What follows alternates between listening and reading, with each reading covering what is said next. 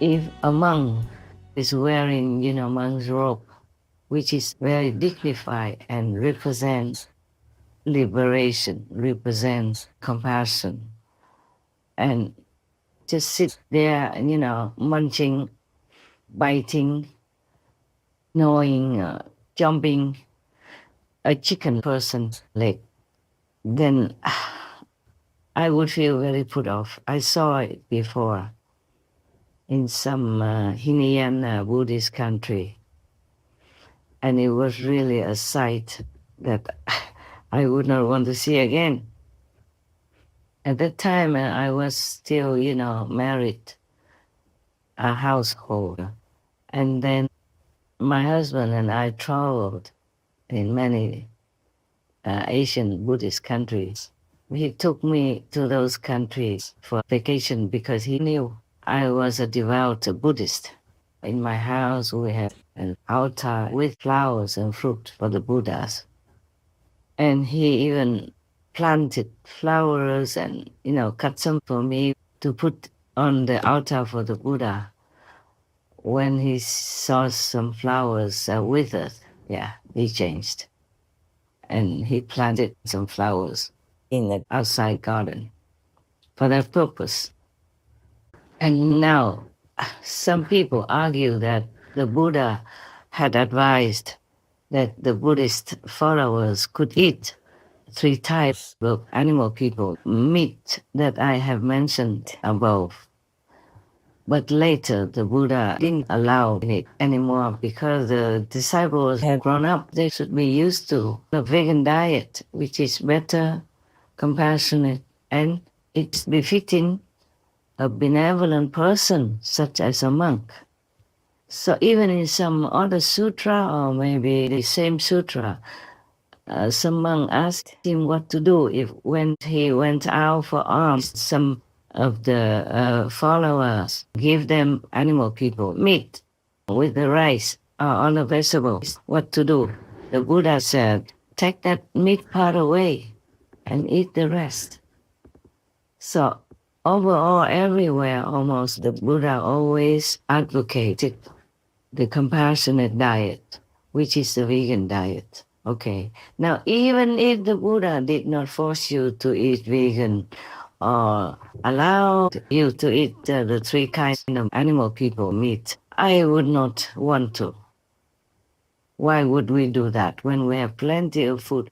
Even nowadays, oh God, we could never eat all of the food that is produced, not to mention about the no-pain food that I adhere to, but not often even.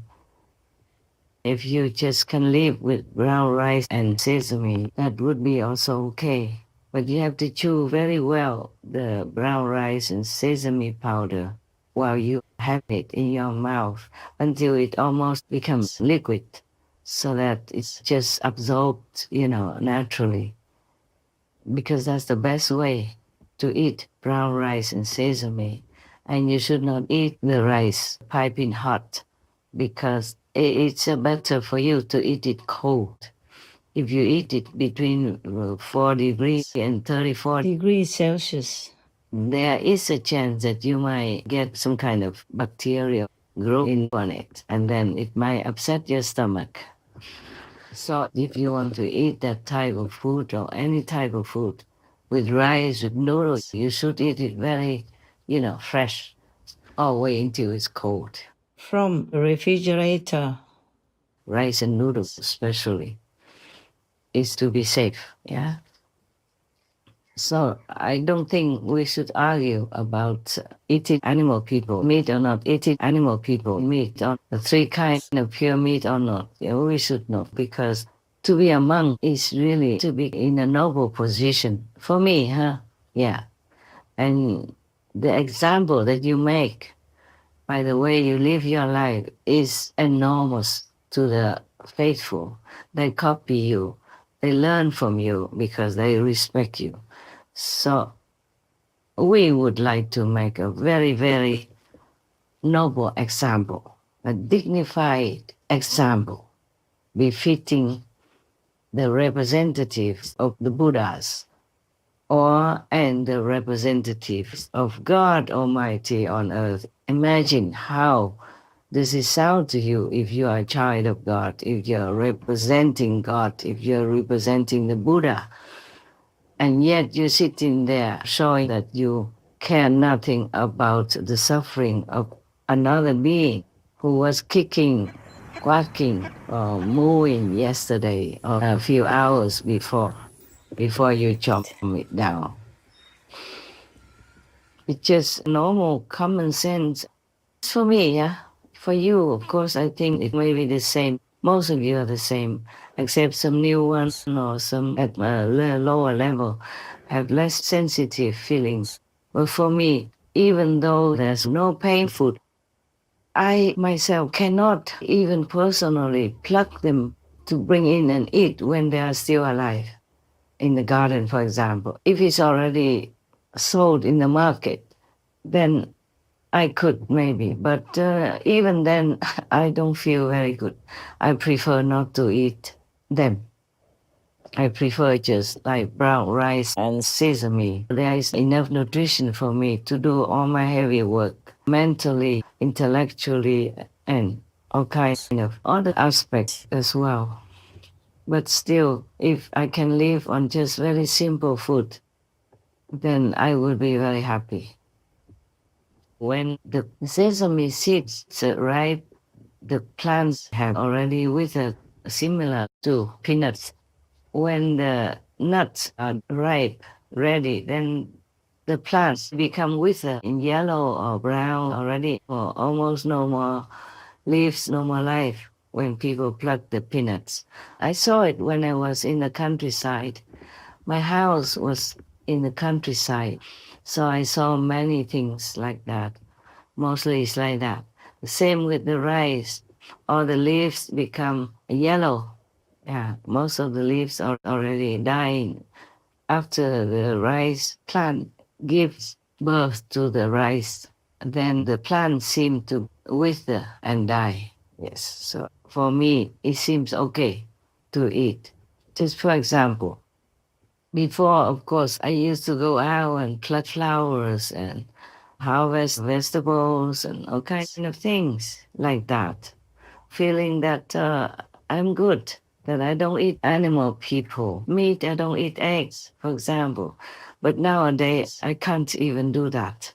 When I walk in the garden, I walk carefully. I don't want to walk on the grass. I feel that it's so insensitive to walk on something which is still alive. And I always apologize to the grass if I accidentally, unavoidably step on them. I apologize to all beings if I have to go near. It might cause them some fear or hurt or something. So I cannot even pluck anything. I cannot even pluck a flower, pluck a fruit, nothing anymore. And it just came automatically like that. As you become vegan, after some time, you just don't want to hurt anything at all, even the grass in your garden or on the street. You just don't feel right. You just feel so respectful and so caring for their feelings. You're very sensitive to anything else around you. You walk with respect and care in case you hurt something, even the grass on the street. I don't look like a monk anymore. Even though some Buddhist monks still drag me in to blame me for not wearing monk's robe or for making business and all that stuff.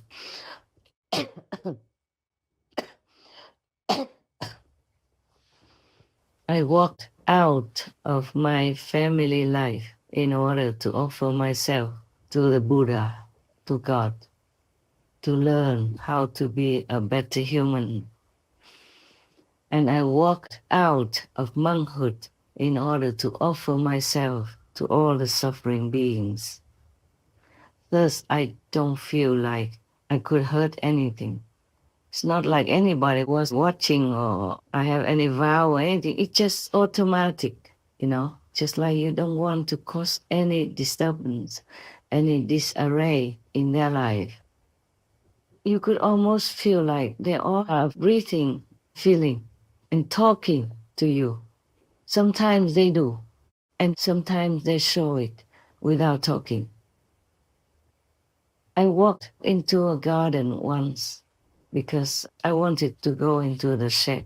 So I arranged, clean the shed to go in to meditate at night.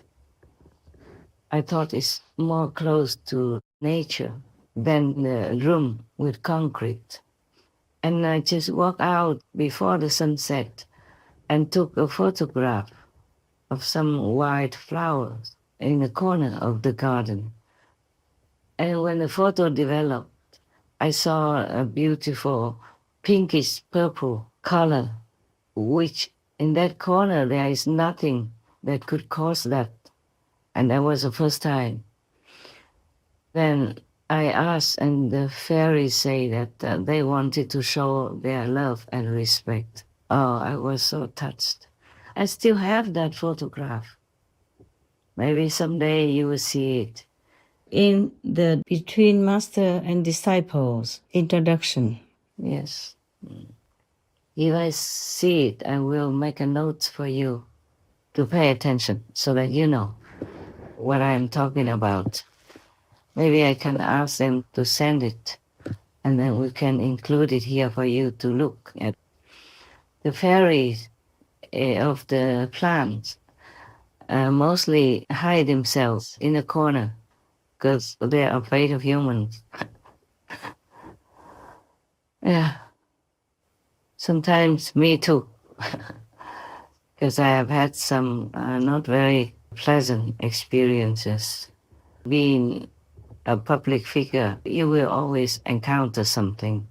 It doesn't mean I'm blaming humans or anything. It just happens because people sometimes cannot see through you. They only judge you by the outer appearance. Maybe if you are not their people, your skin doesn't look the same.